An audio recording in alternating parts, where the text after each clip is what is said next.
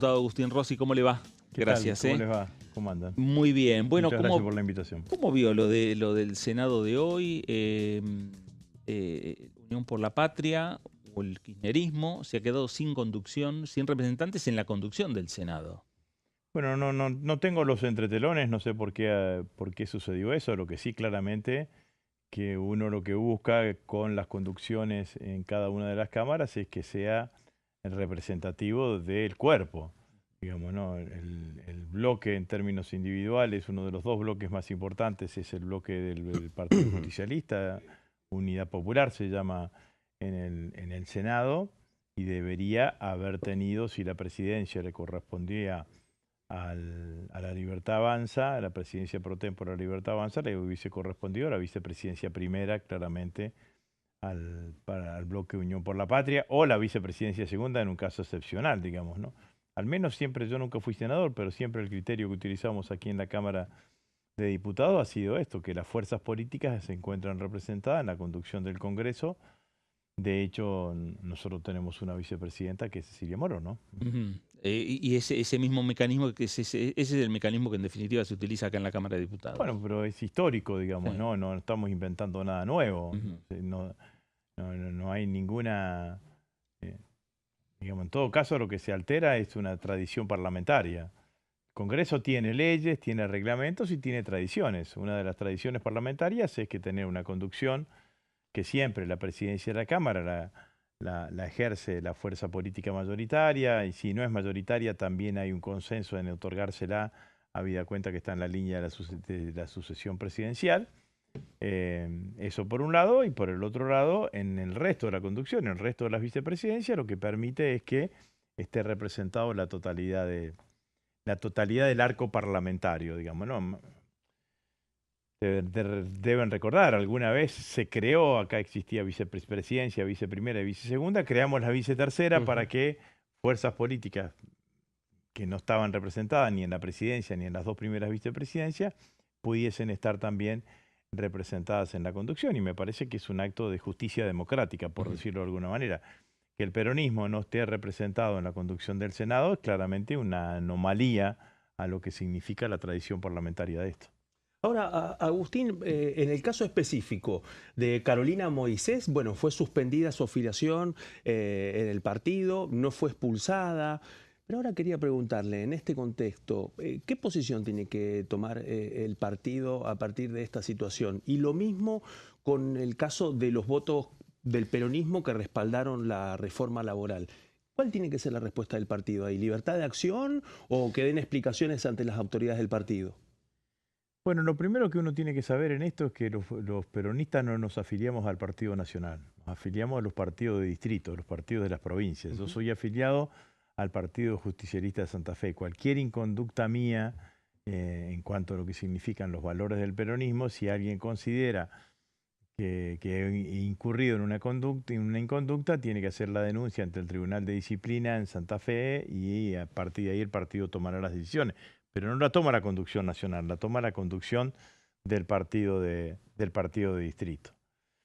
El tema me parece que es mucho más profundo que una sanción. El problema es de haber dejado sin representación política y parlamentaria, en este caso, a una cantidad de ciudadanos jujeños, salteños, catamarqueños y tucumanos que los votaron pensando que iban a venir a la Cámara de Diputados, en nuestro caso, o en la Cámara de Senadores, a plantear diferenciaciones claras con las políticas que lleva adelante el presidente Milei, digamos, ¿no? Por decirlo más fácilmente, votaron con nosotros nosotros lo votamos para que terminen votando en el Congreso con los otros, digamos, ¿no? Y me parece que eso lo que hace es dejar sin representación a una cantidad de ciudadanos que son opositores al gobierno nacional en su propio distrito. Digo, tanto Jaldo, Jalil hicieron campaña contra Milei en las elecciones parlamentarias. Una diputada algunos de los diputados minoritarios integran el bloque Unión por la Patria, pero los otros están expresando otra opinión. Bueno, entonces, ¿qué es lo que pasa ahí, digamos? Bueno, lo que pasa es que estás traicionando a tu base electoral, estás traicionando a los ciudadanos, los cuales les pediste el voto para una cosa y cuando llegaste al lugar donde tenías que hacer la cosa por la cual le pediste el voto, la cambiaste. Tu contrato electoral con el ciudadano se ve debilitado. Entonces, allí es donde me parece que se produce la gran distorsión, porque hay una sobrerepresentación del oficialismo en algunas provincias, porque la mayoría de sus diputados, no porque no votaron a la Libertad Avanza, sino porque votaron en un sentido y los diputados terminan votando en un sentido contrario, la mayoría de los diputados terminan acompañando al gobierno del presidente Milei. Entonces, esto es lo que termina pasando. Imaginémonos que si todos los peronistas haríamos lo mismo. Y ahora... Entonces, las votaciones de la Libertad Avanza de los proyectos de Milei serían de casi la totalidad de los votos en la Cámara de Diputados. Eso no refleja la sociedad, porque la sociedad está dividida. En la sociedad hay algunos argentinos que apoyan a Milei y hay muchos argentinos que están en contra de Milei. Entonces lo que genera es eso. Eso que ha hecho que en el mundo existan algunos mecanismos. Por ejemplo, en España existe la ley del tránsfuga, digamos, ¿no? Y creo que en Francia algo similar, no sé si se llama de la misma manera, pero es cierto también que son sistemas parlamentarios. Es decir, que si se te va un diputado de un lado para el otro, te puede cambiar el gobierno, exacto, no una votación en la Cámara de Diputados. No solo una ley. Pero entonces, la ley del tránsfuga le quita prerrogativas a los diputados. No integran comisiones, le bajan la cantidad de dieta, la cantidad de asesores, bla, bla, bla, bla, bla, una cantidad de cuestiones de esa característica, pero existe una sanción parlamentaria. Acá, por más que yo creo que en la mayoría de las veces las situaciones de disidencia no están justificadas y que deberían seguir la conducta que marca el partido, los fallos que han existido en la justicia siempre han dicho que las bancas pertenecen a las personas y no a los partidos, digamos, ¿no? Claro. Que el partido propone el candidato, pero la sociedad vota al candidato, no al partido, y entonces la banca, el voto está hecho, el contrato está hecho con la persona y no con el partido. Claro. Tony. Adelante. Bueno. Sí. Bueno, Agustín, se viene la Asamblea Legislativa. Sí. Se viene el momento en el cual el presidente de la Nación tiene que dar el mensaje a la Nación, a ustedes, a los legisladores nacionales. ¿Cuáles son las expectativas de aquí al domingo? Me parece que el mensaje del presidente va a tener los argumentos que ellos utilizan permanentemente para defender su gobierno y va a tener ausencias, digamos, ¿no? El presidente no va a hablar de los despidos, seguro. No va a hablar del cierre de empresas. No va a hablar de la pérdida de poder adquisitivo, del salario. No va a hablar del caso Libra. No va a hablar de Andis. De esas cosas el presidente seguramente no va a hablar, pero sobre todas las cosas, cuando uno escucha lo que son los discursos del presidente, ya sea en la Asamblea Legislativa o en otros lados, lo que tienen es poco anclaje en la economía real, en lo que pasa en la vida diaria y cotidiana de los argentinos, digamos, ¿no? Entonces, bueno, por el impacto y la cantidad de trabajadores, ha impactado mucho el caso de FATE, pero todos los días tenemos situación. Ahí tenemos una situación muy grave en la provincia de Santa Fe con Verónica, una planta láctea que está por directamente despedir al 100% de sus trabajadores, están retirando maquinaria, según me informan los trabajadores y demás. Bueno, y es una situación compleja la que vive el sector industrial en toda la Argentina. Entonces sector industrial y el sector de servicio, porque hace pocos días vimos como una prepaga como Galeno terminó cerrando sus puertas. Entonces, me parece que de esa parte de la economía argentina, de esa parte de la vida de los argentinos, yo estoy seguro que el presidente no hablará de la inserción de la Argentina en el mundo, que para él va de la mano de los Estados Unidos, fundamentalmente, y hablará de las cuestiones macroeconómicas y nos dedicará algún insulto, porque siempre tiene preparado alguna cuestión de esas características. Bueno, me parece que es así, sí.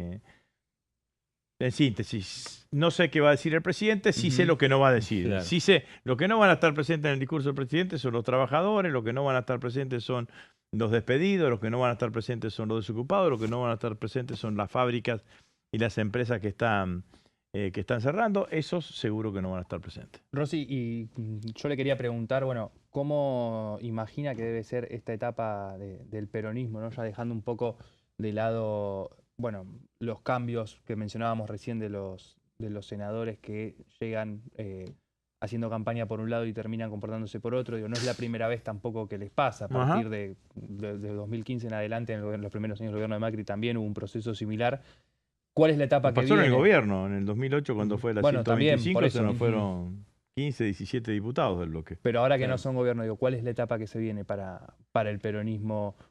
Yo creo que el peronismo tiene condiciones y que hay condiciones, el peronismo las tiene y que hay condiciones objetivas de construir una oposición que gane las elecciones del 2027. Sacamos el 35% de los votos en las elecciones parlamentarias.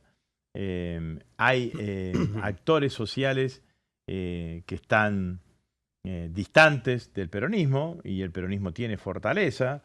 No tenemos la misma cantidad de gobernaciones que llegamos a tener en otros años, en otras épocas, pero gobernamos la provincia más importante. Los sindicatos, con sus más y con sus menos, en general todos se referencian en el Partido Justicialista, se referencian al peronismo, sus dirigentes se dicen peronismo. Hay un dato que no sé si ustedes lo percibieron, pero en las últimas 2 leyes trascendentes, como la ley de baja de la edad de imputabilidad y la ley de reforma laboral, la Iglesia Católica coincidió con la posición del peronismo o emitió opinión en el sentido contrario a esas iniciativas. La comunidad universitaria, todo el sistema universitario está muy enojada con el presidente, los científicos exactamente lo mismo. Entonces, me parece que hay una gran cantidad de argentinos que estarían dispuestos a acompañar una alternativa al proyecto político que encabeza el presidente Milei, y yo creo que esa gran cantidad de argentinos pueden provocar un triunfo electoral para el 2027. Bueno, entonces, condiciones objetivas para construir una coalición amplia, yo digo, desde la izquierda hasta los arrepentidos del PRO, hay en la Argentina. Lo que nos falta a nosotros, los peronistas, es la subjetividad, digamos, ¿no? Porque la realidad es que el gobierno permanentemente cabalga sobre las dificultades que nosotros podamos llegar a tener, que las tenemos claramente, lo del Senado va en ese sentido, pero tratando de transmitir la idea de que el único que está en la cancha es Milei, que el único que está en la cancha es el oficialismo y que no hay posibilidad de que la oposición pueda articular una iniciativa que nos permita ganar las elecciones en el 2027. Bueno, a eso yo le llamo subjetividad. Estamos recordando en estos días el triunfo de Perón en 1946, cuando uno analiza todas las estructuras políticas conocidas en ese momento estaban en la Unión Democrática. Los conservadores, los radicales, los comunistas, los socialistas, todos estaban en ese momento en la Unión Democrática. Toda la opinión publicada en ese momento, los grandes opinadores decían que Perón perdía las elecciones, que no se le podía ganar a toda la política junto, digamos, ¿no? El único que creía que podía ganar las elecciones, no el único, pero Perón estaba convencido que iba a ganar las elecciones y por eso hizo lo que terminó haciendo y terminó ganando. Bueno, el peronismo tiene que recuperar autoestima. Tiene que ser capaz de creerse a sí mismo que nosotros somos capaces de construir una alternativa que represente los deseos y los sueños de la mayoría de los argentinos, sobre todo de los sectores populares. Ahora, para eso lo que hay que hacer es no creer lo que el otro quiere hacerte creer, porque terminamos las elecciones, salieron 40-35. Ahora, parecía que el 40 de Milei era el 80 y el 35 nuestro era el 20. Entonces, independientemente de los resultados parlamentarios, que sabíamos ya desde el inicio de la conformación de la Cámara que iban a ser difíciles, independientemente de cualquier otra consideración, yo creo que los argentinos nos están demandando a nosotros que construyamos esa alternativa. Si la construimos bien, si tenemos buenos candidatos, si tenemos un buen programa, yo creo que vamos a estar en condiciones de ganar las elecciones el 2027 y que todo esto que aparece en una división por acá, un diputado por acá, un senador por allá, va a quedar absolutamente escondido en la necesidad que tiene la sociedad argentina que haya una alternativa a este modelo, digamos, ¿no? Agustín, gracias por visitarnos. No, muchas gracias a ustedes, muy amable. Gracias. Agustín Rossi, diputado nacional por Unión por la Patria, por la provincia de Santa Fe. Nos vamos a ir ahora rápidamente a contacto con Daniela Romero. Dani, buenas tardes.